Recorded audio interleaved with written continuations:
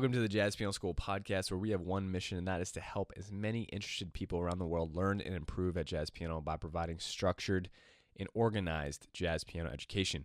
I'm your host, as always, Brendan Lowe, and thank you so much for joining me. This is going to be episode number 82, working on the connections of harmonies, and this is going to be the YouTube tutorial. If you're looking for the full podcast audio, you can go to jazzpianoschool.com and go to the resources and podcasts and find that. And also, if you're looking for the practice materials for this episode, you can also go to jazzpianoschool.com/podcast82 to download the practice materials for this specific podcast episode. Okay, let's get right into it. What we're doing when connecting the harmonies is very, very simple, theoretically, right? So if I have two 2/5s, let's say I have a 2/5 G minor 7 going to C7, right? Then going to B flat minor 7 to E flat 7. So my connection process, just like with any 2/5, now you may be used to connecting 2/5s together, right? You may have, because 2/5s are so prevalent in jazz piano, but you may not used to connecting random chords together.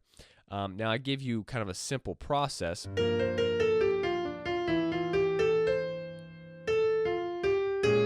Now, when connecting, the only thing, really, honestly, the only thing you need to do is on the downbeat of the next chord is land on a chord tone. That's it. There's really, like, I want everyone who's listening to this to really understand that there's no magic. It's not like magic, right? It's very, very easy. It's an easy thing to do. Connect random harmonies, right? So again, even if I don't have a 2/5, if I just have G minor for a bar, chord tone, right? B flat on the chord tone.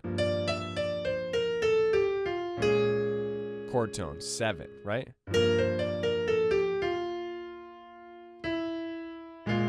Chord tone. And again, now this is the process right there. I kind of hesitated because I was on this E. Or what did I play?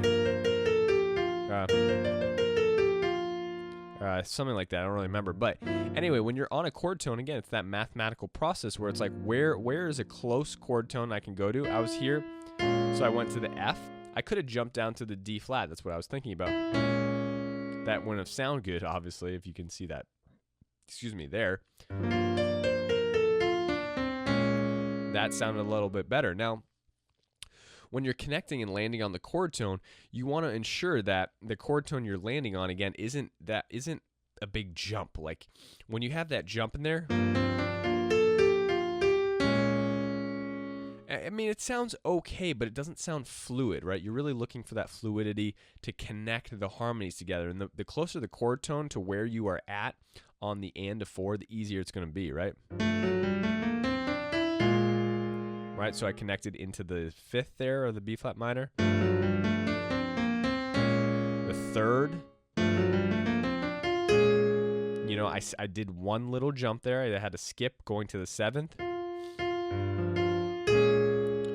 Now, as you continue, right, if we wanted to connect this B flat minor and go up again by a minor 3rd into D flat minor, right, we would do the same process.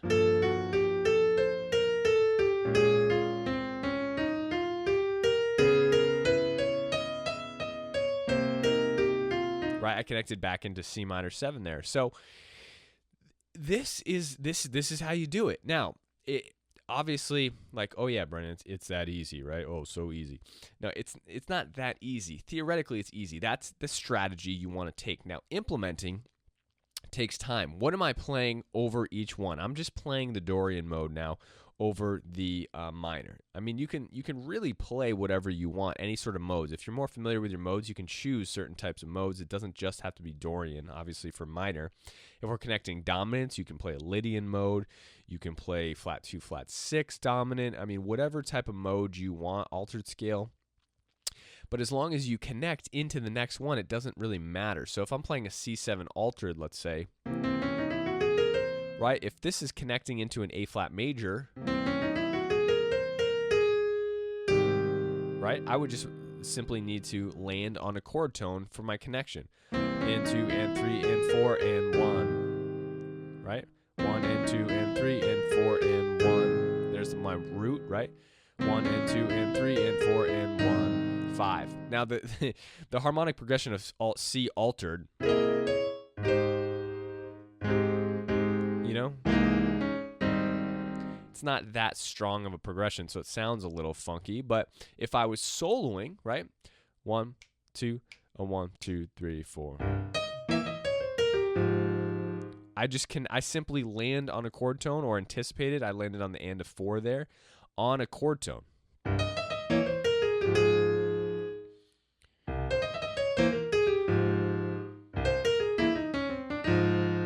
So however you do it, your goal is to take your improv for all 4 beats, then kind of instantly at the very end. Now, how do we do that?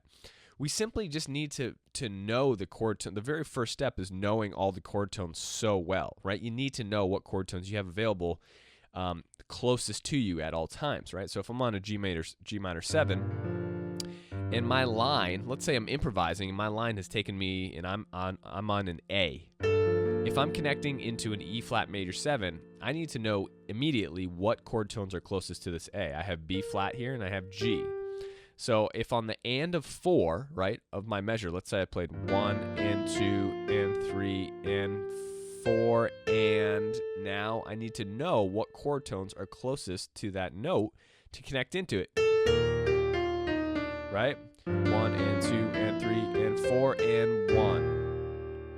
So you need to know, first of all, you need to know your chords very well. This is where all the theory and things like that comes into play. It's very, very helpful, right? Now, once you know your chord tones well, a lot of different things you can do to help with technique.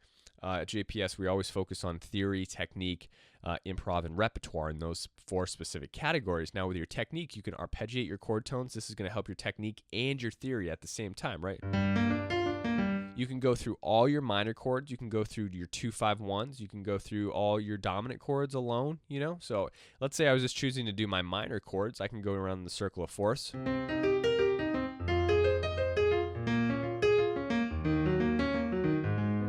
So on, you can do both hands. Let me see, C.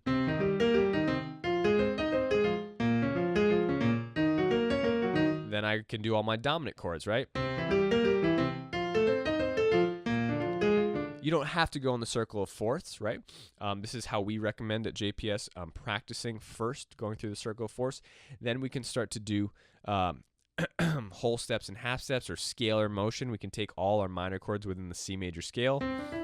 So basically, we're using the C major scale as our roots, and we're building a minor chord off of each note from the C major scale. So C minor, D minor, E minor, F minor, G minor, A minor, B minor, C minor. Now again, this is also testing your theory knowledge, like building minor chords. So you're getting the best of both worlds. It's working harmoniously together to help you improve, which is the amazing thing about jazz piano school. So D minor, E minor, right? Then you can switch up your patterns. You can come down from the 7th,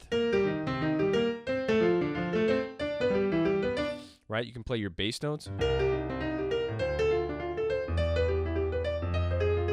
You can vary it up. You can do both, either or, going up and then going down.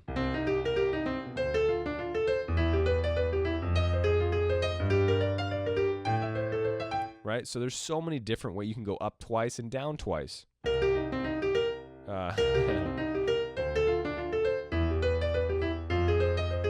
Whatever you want to do. And again, you can do this for 2-5-1s. I'm just doing all minor chords now. If you wanted to do 2-5-1s, you do that.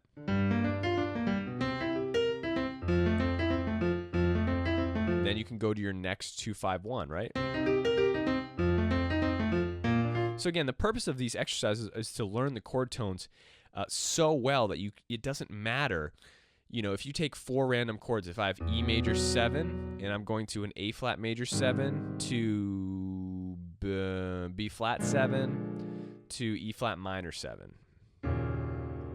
So let me see if I remember that. E major 7, A flat major 7, B flat 7 to E flat minor 7. Okay, hopefully I can remember that progression. Oops, sorry about that.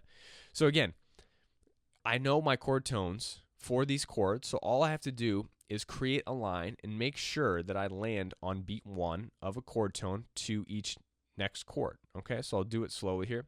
1, 2, 3, 4.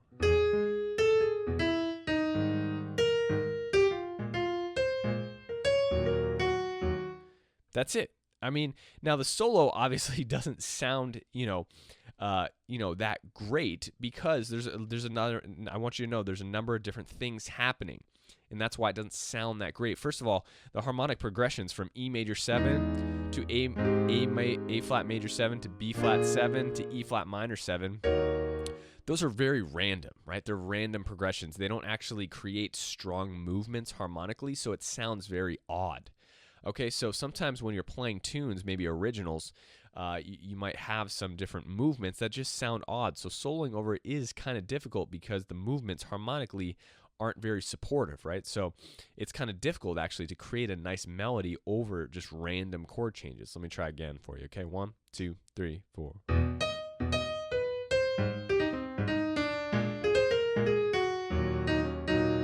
Right, so what I'm doing is I'm improvising, and I'm feeling the measure, and for each measure, I'm improvising my line, and then just targeting. Based on where I am towards the end of the measure, I really start to kind of think about it more so on beats 3 and 4, right? Beats 1 and 2, 1, 2, and about 3, I'm not too concerned because I'm really able to play whatever I want with an E major, right? 1 and 2 and 3 and 4 and 1, right? So I could just do that, a nice little quick little resolution to the 5th. I could do an anticipation, right? I could do that. So it's however you want to do it. Again, I'm just using the Ionian mode to create these spontaneous improv lines. Mixing up your rhythms is going to really spice up things, right? For your solo, there's a lot of different things that can happen that can help improve your improv. But again, just for the connection of the harmonies, this is all you're going to be focusing on. Okay, 1, 2, 3, 4.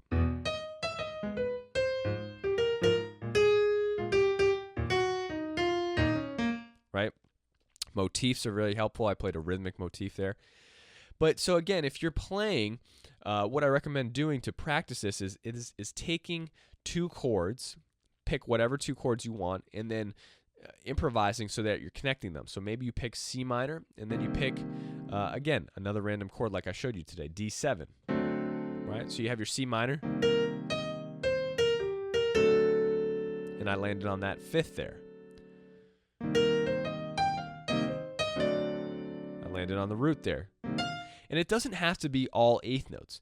The better you get, the more experienced you are, the more challenging you're going to want to make it. So one of the things that's more challenging, more difficult, is to play all 8th notes and then lead connectively or with fluid. I didn't say that too well. With fluidity into the next chord by using all 8th notes, 1 and 2 and 3 and 4 and 1 and 2 and 3 and 4 and 1, right? So using all the 8th notes is going to be very difficult because you want to make it very connective. When you have space and breaks, it's very easy kind of to make a small jump or just kind of plan out where you're going. I mean, I could go 1, 2, 3 and 4, 1, 2, 3 and 4, 1. So I'm going C minor 7 to D7 to E flat major 7. I like this harmonic progression too. It sounds nice. 1, 2, 3, 4, 1, 2, 3, 4, 1. That's very easy to do it that way. The more notes we add, the more improv we add, the harder it's going to get, right? Right? It's a little bit harder that way. Now again, if I start to add more,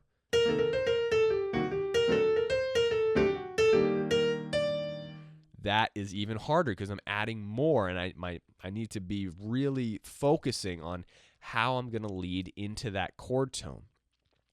So again, this is what's going to allow you to continuously play solos. I mean, there's a lot of rhythmic work at hand here that needs to be worked on, but take this step slowly, work through this, and finally work up to a progression of about 8 chords. All right, so if I add on one more chord here, I can keep looping that to practice. So I had my C minor 7, D7, E flat major 7, maybe to, let me see, to A flat minor. I like that.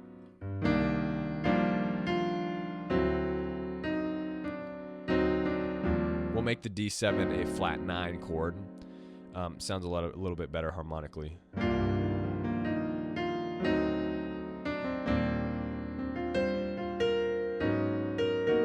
And then to A flat minor. Okay, so if I were to solo over this and loop it, I'm focusing on, first step is focusing on keeping space, right? I don't want to make it too challenging for myself. So maybe I'll put on the metronome.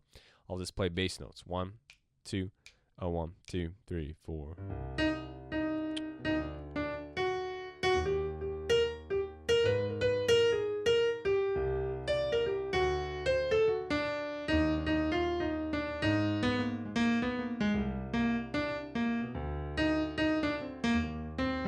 Now here, I hit the flat 9 there. That was kind of more of a delayed resolution because I was playing with the 1, the flat 9. As you get more advanced, that's okay. You can delay your resolution, right? So that you resolve kind of further into the measure, not always on beat 1. And that's a little bit more of an advanced concept, just so you know. Here we go. 1, 2, 3, 4.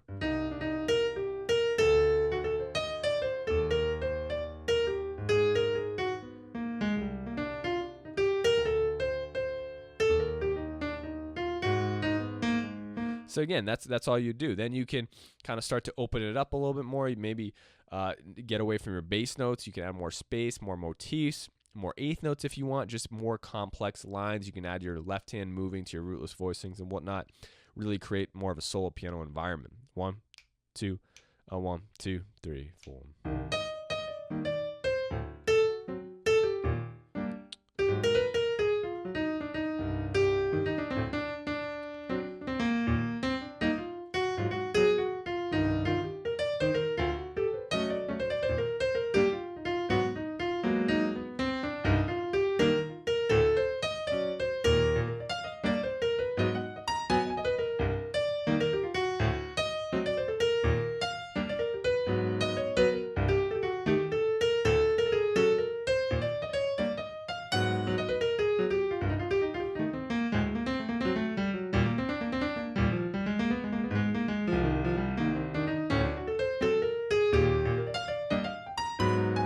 Now again, if you're adding more rhythms too, if you speed up the tempo or slow it down, if you play 16th notes, triplets, that's going to be harder, right? If I'm playing triplets, da da da da da da. If I slow the tempo down here just a little bit, 1, 2, 3, 4.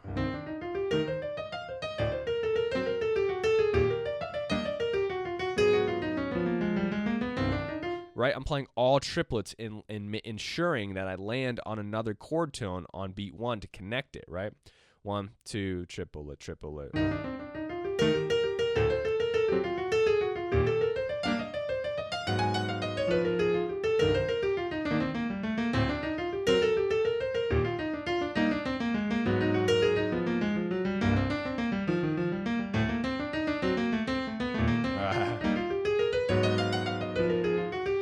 So, I mean, even me, I got caught up a little bit there with my fingering and where I was going to target, and so, you know, that's why it's practicing. It's great practice. Then you can start to go into 16th notes depending on how advanced you are, right? 1 E into 2 E into 3 E into 4 E into.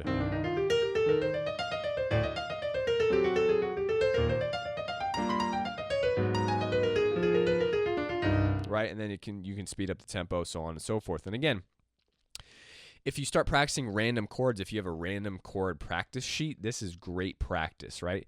You take that, maybe I'll add a random chord practice sheet, yeah. So with the materials here, for this episode, if you go to jazzpianoschool.com/podcast 82, I'll add a random chord practice sheet for you. That way you can use random chords to practice this exercise, and then I'll give you a list of all the technical exercises I recommended for the chord tones and all the different steps on how you can manipulate the exercise to make it harder or easier depending upon the skill level that you're at. So anyway, that's what you're doing. That's what you're doing when you're connecting chord tones. I mean, it's really that notion. And when you take a solo, I mean, when you combine all these Legos, again, these are building blocks with your approach notes, right? You combine them with your approach notes. You combine them with some of your theory, your altered scale, different movements, harmonic progression, reharm. That's why theory is so important. So when you take all these building blocks that we teach at JPS, it starts to accumulate and build into the just very, very nice solo, right? And obviously your left hand is doing a lot. You got your left hand voicings, but check out my right hand. I'll just play a little bit of, let me see, all the things you are. And, just check out my right hand, and it sounds good because I'm connecting the harmonies through what I just explained in this podcast. Okay? 1, 2, 1, 2, 3, 4.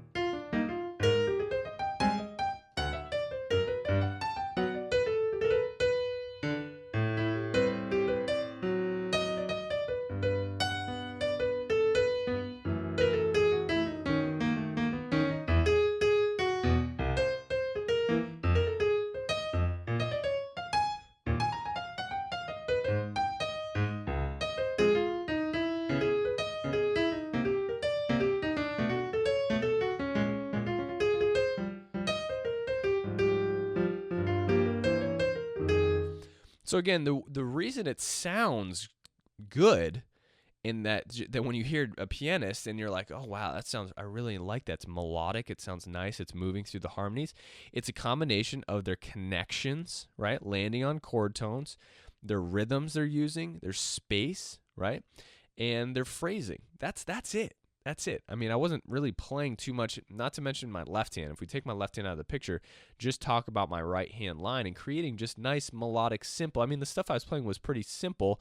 I wasn't getting into 16th notes or too many reharms or anything like that. I did have a couple of extensions in there, right, that I threw in for some tension. But besides that, it was all diatonic, right? You can make very, very nice diatonic, just meaning I'm just using notes from the modes and focusing on my chord tones. So when you can get to that point, I mean, that's going to be a huge thing. If you only work on something, I'd recommend working on that, because if you can't do that and you're adding all these little kind of flavors and spices before you just have a foundation, you're really not going to be able to excel to the level you want to get to, and you're always going to feel like you're missing something, right? You're not going to feel like you have a sturdy foundation, and that's usually, unfortunately, what happens with people, because you're searching all over the internet, you're watching podcasts like mine and stuff like that, and other people's tutorials, and you have a lot of holes. You're not going through a step-by-step process, right? So really work on your foundation, build your foundation, and it'll extremely help your progress in the future and just drastically help you improve, like in this moment, right? You're not going to have to wait for improvement. You're going to start improving immediately. Okay. So again, go to jazzpianoschool.com/podcast 82 for that random chord sheet and the exercises to help improve your chord connections. Hope that was useful, and I will see you in the next podcast. Happy practicing.